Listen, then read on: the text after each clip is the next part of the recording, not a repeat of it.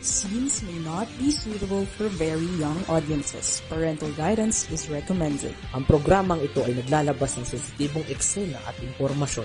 Striktong patnubay at gabay ng magulang ang kailangan.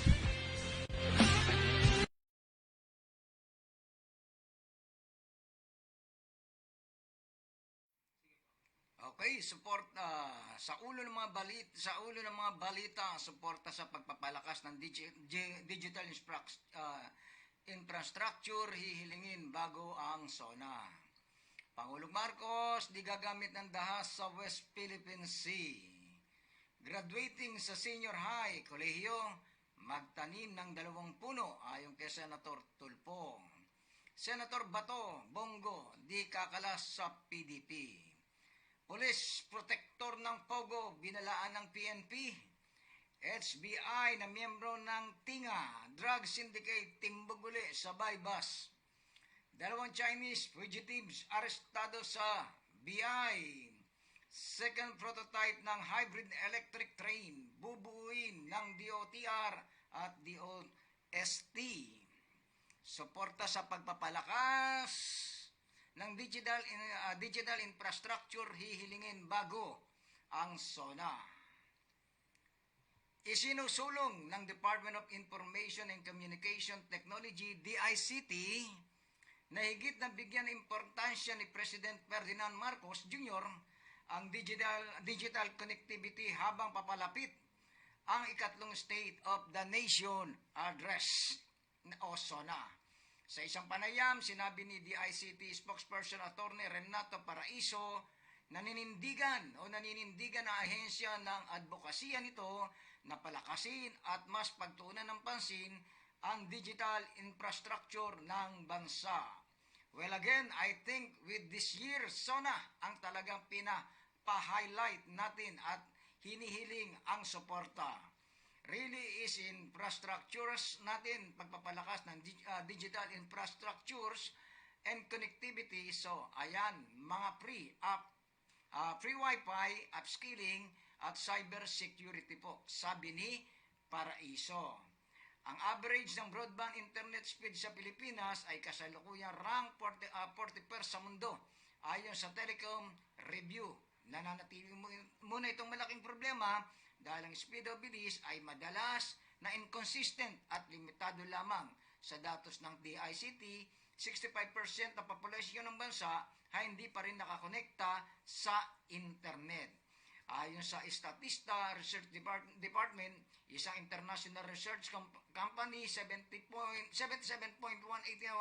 ng Pilipino population ay magkakaroon lamang ng internet connection pagsapit ng 2028 sa kasalukuyang yugto.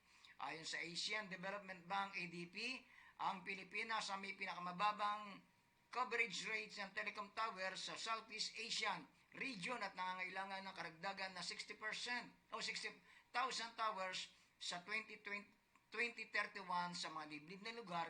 Sa 2021 data mula sa National Telecommunication Commission ay lumitaw na may mahigit na 20,000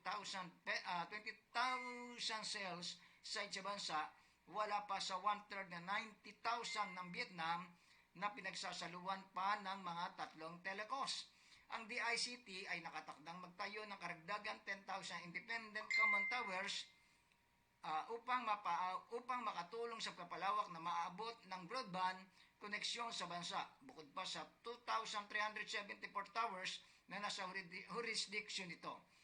Sa isang pagpupulong noong nakarang Abril, nirekomenda rin ng Private Sector Advisory Council o PSAC kay President Marcos ang paglalaan ng 600 billion pesos taon-taon sa DICT upang makatulong sa pagpatatayo ng mga karagdagang digital infrastructure sa pagpapalawak ng internet coverage sa bansa. Suportado ni Pangulong Marcos ang pagpapabuti ng broadband connection at project ng bansa upang maabot ang 70 million Pilipinos pagsapit ng 2026 sa ilalim ng National Fiber Backbone Project. Sa ulat tayo sa una. Pangulong Marcos, RB,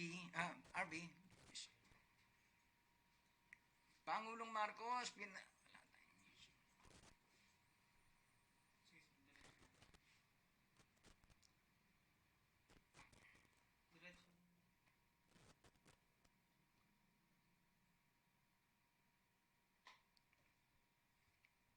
Pangulong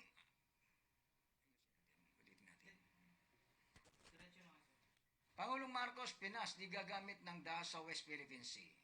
Tiniyak ni Pangulong Ferdinand Marcos Jr. na hindi gagamit ang Pilipinas ng dahas, hindi mananakot o gagawa ng pinsala o pananakit sa sinuman sa gitna ng tensyon sa West Philippine Sea. In the performance of our duties, we will not resort to the use of force or intimidation on deliberately inflict injury or harm to anyone. Pahayag ng Pangulo sa kanyang talk to the troops sa West Command Headquarters sa Camp General Artemio Recarte sa Puerto Princesa City, Palawan kahapon. Sinabi rin ng Pangulo na hindi magsisimula ng giyera ang Pilipinas at hindi gawain ng bansa ang magudyok ng kaguluhan. Bagkus nakatuon ng gobyerno na magbigay ng mapayapa at masaganang buhay sa bawat Pilipino. We are not in the business to instigate wars. Our great ambition is to provide a peaceful and prosperous life for every Filipino. This is the drum beat. This is the principle that we live by, that we march by. Ani ni Marcos. Pero nilinaw ng Pangulo na maninindigan ng Pilipinas kaya hindi umano dapat ituring na pagpaparaya ang pagiging kalmado at mapayapang disposisyon ng gobyerno. History itself can tell that we have never in the history of the Philippines yielded to any foreign power. We owe to our forefathers the duty to keep the freedoms that they fought, bled, and died for, and that presently enjoy. Ani ni Marcos. Kailanman ay hindi tayo magpapasupil at magpapapi kahit kanino. Dagdag niya, bumisita si Marcos sa Westcom Headquarters noong isang linggo matapos atakihin ng China Coast Guard ang puwersa ng Pilipinas na nagsasagawa ng rotation and reprovisioning mission sa BRP Sierra Madre sa Ayungin Shoal sa West Philippine Sea noong Hunyo 17. Pinarangalan din ng Pangulo ang 80 sundalo na nakaranas ng karahasan sa Coast Guard. Tiniyak niya na nasa likod ng mga ito ang buong bansa para ipagdasal ang kanilang kaligtasan at tagumpay. Iginawad ni Marcos ang Order of Lapu-Lapu rank of Kampilan kay Seaman First Class Underwater Operator Jeffrey Pacundo, ang sundalo na naputulan ng daliri, at Order of Lapu-Lapu rank of Kamagi sa 79 at mabang tauhan ng militar na nakibahagi sa misyon. Hinimok ni Marcos sa mga sundalo na ipagpatuloy ang kanilang tungkulin at ipagtanggol ang bayan. Tiniyak na patuloy na ibibigay ng gobyerno ang kanilang pangangailangan at kapakanan, pati na ang kanilang pamilya. Graduating sa senior high kolehiyo, magtanim ng 2 puno, sabi ni Senator Rapi Tulfo. Ng panukalang batas na nag-aatas sa lahat na magtatapos ng senior high school at kolehiyo na magtanim ng tigda 2 puno bilang tungkuling sibiko para sa pangangailangan sa kapaligiran at kalikasan. Sa kanyang Senate Bill number 2691 o ang Graduating Student for Reforestation Act of 2024, iginititulpo na ang Pilipinas ay naharap sa iba't ibang problema sa kapaligiran kabilang deforestation, pagkawala ng biodiversity at pagbabago ng klima. Ang mga kagubatan ay niya ay mahalaga sa pagpapanatili ng balansing ekolohiya, pagsuporta sa biodiversity at pagkaayos ng klima sa pamamagitan ng pagsipsip ng carbon dioxide. Gayunpaman, ang likas na yaman ng bansa ay napinsala ng deforestation at pagkasira ng kagubatan. Binigyan diin ng senador na sa pamamagitan ng pag-uutos ng pagtatanim ng puno para sa mga magtatapos na estudyante ay direktang tinutugunan ang mga hamong ito at nag-aambag ng reforestation sa pagpapanumbalik sa ekolohiya. Naniniwala si Tulfo na ang pagsasama ng aktibidad sa pagtatanim ng puno sa mga graduating student ay magiging garantiya na ang mag-aaral ay hindi lamang matututo sa teorya dahil makikibahagi rin sila sa praktikal na aksyon at solusyon. Senator Bato Bongo di kakalas sa PDP. Walang balak si Senator Ronald Bato de la Rosa at Bongo, kapwa mga kalyado ni dating Pangulong Rodrigo Roa Duterte, na kumala sa PDP laban. Ayon kay de la Rosa, wala naman siyang ibang pupuntang partido maliban sa partido ni Duterte. Wala akong balak umalis, saan ako pupunta? Wala akong ibang pupuntahan, sabi ni de la Rosa. Ayon pa kay de la Rosa, gagamit na lang sila ni Go ng guerrilla style sa pangangampanya para sa re-election campaign sa 2025 midterm elections. Inamin ni de la Rosa na posibleng hindi sila katanggap-tanggap sa tiket ng administrasyon at oposisyon na pinamumunuan ng Liberal Party. Naging kritikal si Duterte kay Pangulong Ferdinand Marcos Jr. habang nagbitiw naman sa posisyon bilang DepEd Secretary si VP Sara Duterte. Malabo naman siguro kaming kakarga ng administrasyon at hindi na rin naman siguro kami acceptable sa oposisyon as of now. Yung standing position ngayon is yung Liberal Party, di ba? Hindi naman kami acceptable doon. Sa gitna lang kami at magsisumikap lang kami. Guerrilla warfare lang kami nito. We just have to do our own guerrilla warfare, ani de la Rosa. Idinagdag pa ni de la Rosa na hindi nila ipipilit ni Go ang kanilang sarili sa administrasyon. Kung talagang hindi kami acceptable sa administrasyon, hindi kami dadalhin. Hindi naman tayo pwedeng magpumilit. So, di ba? So, we have to diskarte. Diskarte talaga through guerrilla warfare, sabi ni de la Rosa.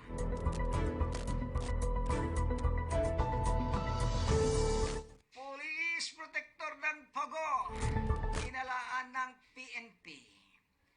Mapapatawan ng disciplinary aksyon ng mga pulis na mapapatunayang protektor ng operasyon ng illegal Pogos o Philippine Offshore Gaming Operator sa bansa. Ito ang babala ni Philippine National Police Chief Police General Romel Francisco Marbil kasunod ng pagkakadiskubre ng mga Pogo hubs sa Region 3. Integrity and accountability are the cornerstone of our public service. We remain committed to ensuring that our officers uphold these values. Ani ni Marbil.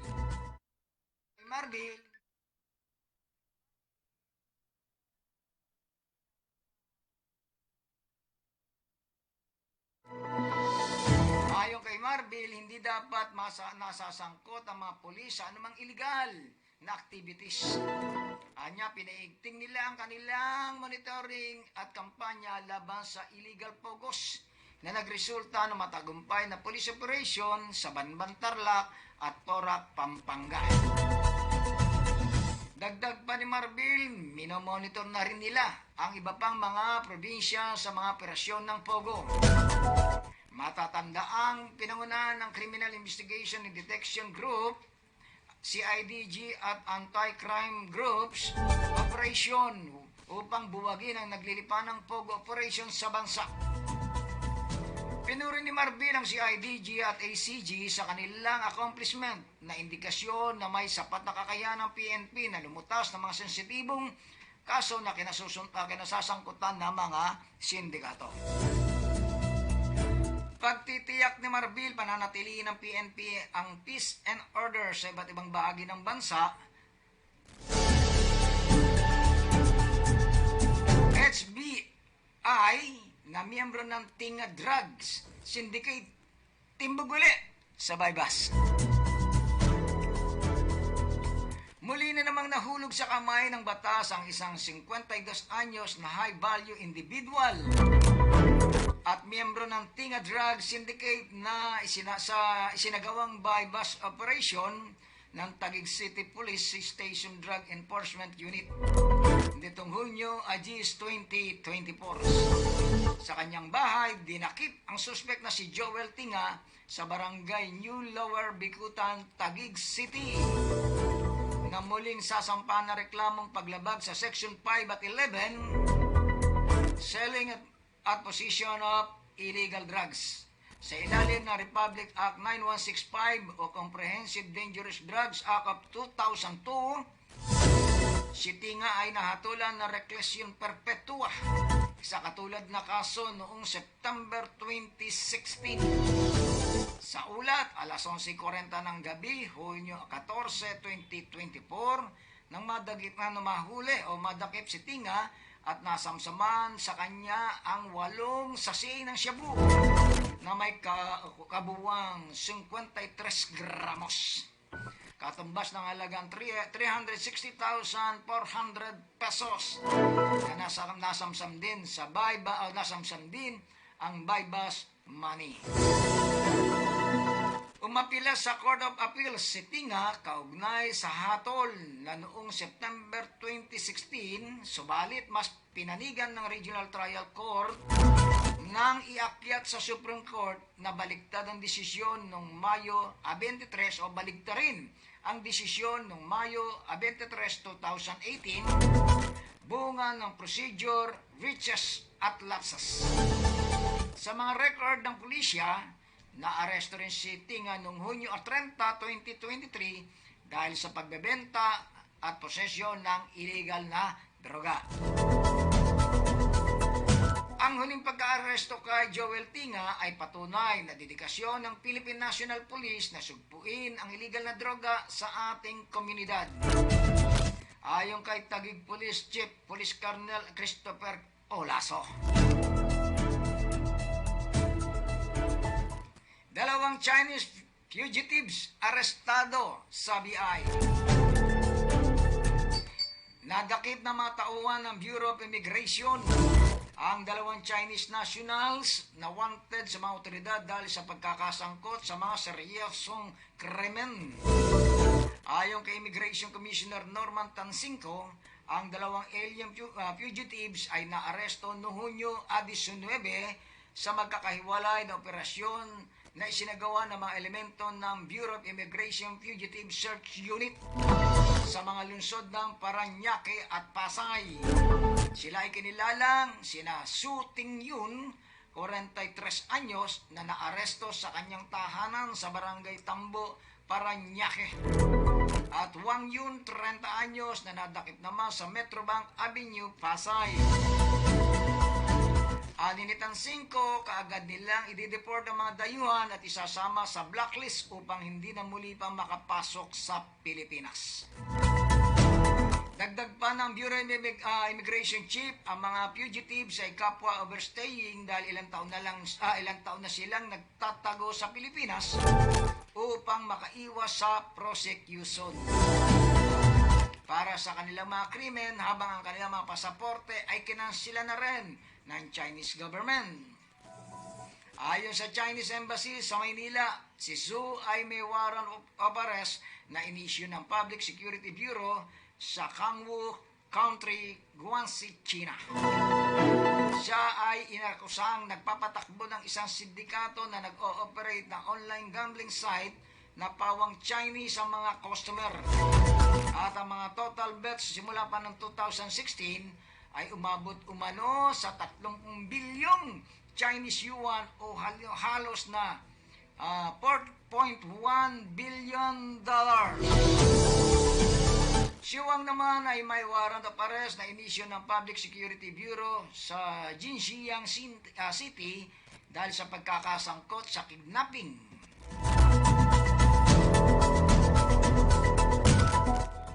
Second prototype na hybrid electric train bubuuin ng DOTR at DOCT.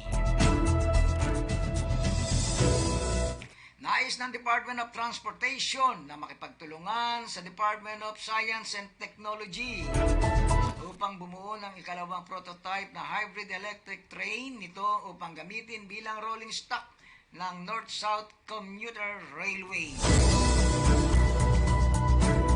Sa kanyang keynote speech sa Metals and Engineering Week Industry Forum na inorganisa ng DOST Metals Industry Research and Development Center sa Hilton Hotel, Manila, kamakailan, sinabi ni Transportation Undersecretary for Railways Jeremy Rehino na aprobado na ng mga Japanese consultants ng DOTR para sa NSCR project ang adoption ng HET para magamit sa naturang proyekto.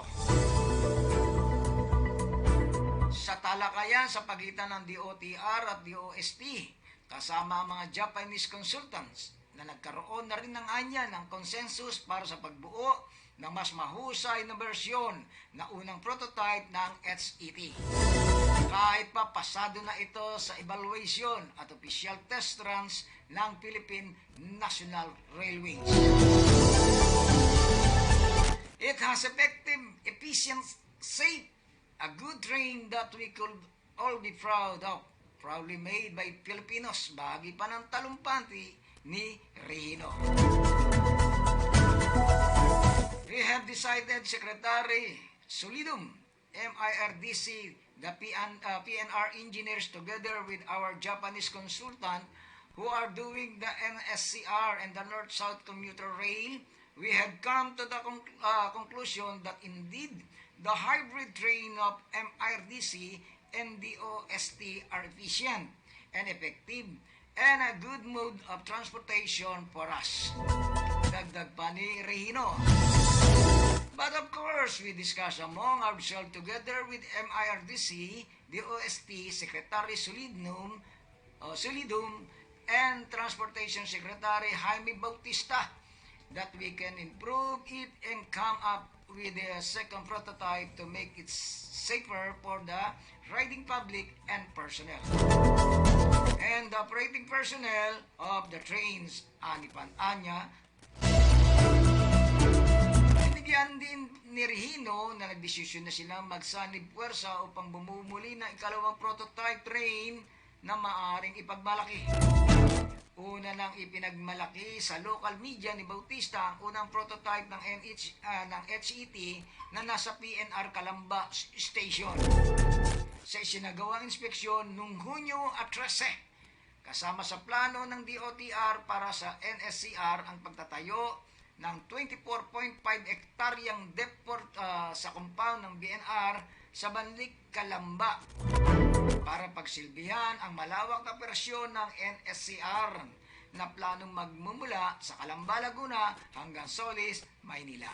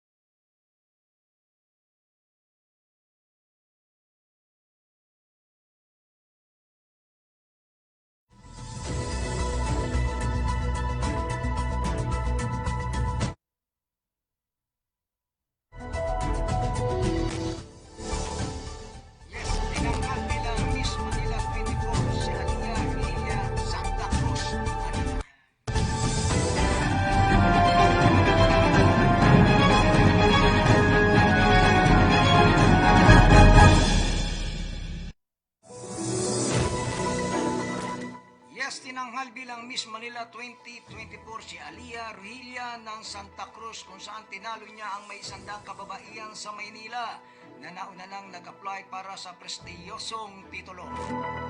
Si Mayor Lacuna ang personal na nag-award kay Rohilia ng Corona, titulo at bukit ng flowers. At isang milyoning cash pati na rin sa ibang nagsipagwaging matapos ang kompetisyon noong Sabado ng gabi sa iconic Metropolitan Theater na nagsabing may malaking tungkulin si Rohilia na nakaatang sa kanyang balikat bilang the face of Manila sa buong taon ng kanyang pag-upo sa trono bilang Miss Manila 24. Binati ng Lady Mayor si Rohilia pati na rin ang ibang nagsipagwagi sa Miss Manila 2024 second runner-up Daniela Mostafa from Tayuman, first runner-up Jubilee Acosta from Espanya, Miss Manila Charity 2024 Sena Ramos from Santa Ana, and Miss Manila Tourism 2024 Lynn Jaime Santos from Marugit. Nagpahayag din ng pagmamalaki si Lacuna sa 24 na finalist na tinaguri ang Women of Work na labis na pinaghandaan ang kanilang laban sa pamosong corona ng Miss Manila na ayon sa Department of Tourism, Culture and the Arts of Manila, Chief Charlie Dungo ay dinisenyo ng kilalang jewelry designer na si Manny Halasan. Nagsilbing urado rin sa timpalak sina Atty. Annette Gozon Valdez, President of GMA Films and GMA Worldwide, Joy Marcelo. Vice President of Sparkle GMA Artist Center, Regis Magdangal Romero. Founder of RMR Capital Incorporated, Miss Philippines 2024 Chelsea Manalo, and Miss Charo Santos Concio, member of the Board of Director of ABS-CBN. Naging performer naman ang millennial singer, songwriter Jeremy G. Kapuso Soul Princess Thea Ashley. Romantic crooner Damit Yang and Miss Manila 2023 Gabriel Lancer. Nakasama rin na alkalde sa pagpuputong ng corona ng bagong Miss Manila 24 sa entablado. Sina Miss Universe 2018 Catriona Gray, Miss Universe 2022 Arboni Gabriel at Kapuso star Gabby Garcia ang nagsilbing host ng nasabing timpalak.